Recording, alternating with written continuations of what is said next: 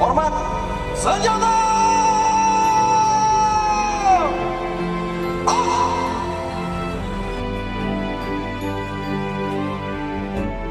Gerak senjata!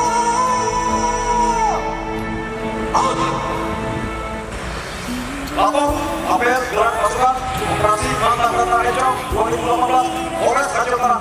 Siap dimulai. Selanjutnya pasukan siap diperiksa.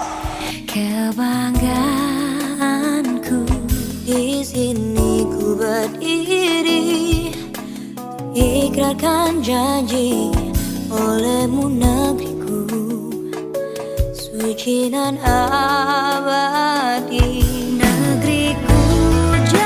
Lapor perwakilan penyematan tanda pita operasi siap.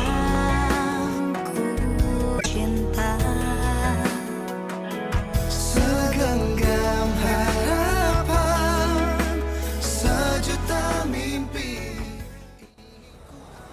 Akan menggelar operasi kepolisian terpusat dengan Sandi Mantap Brata 2018 yang dilaksanakan selama 397 hari terhitung mulai tanggal 20 September 2018 sampai dengan 21 Oktober 2019 di seluruh wilayah Indonesia dengan melibatkan 272.886 personel Polri.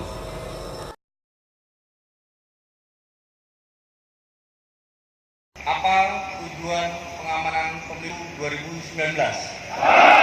Apa tujuan pengamanan pemilu 2019?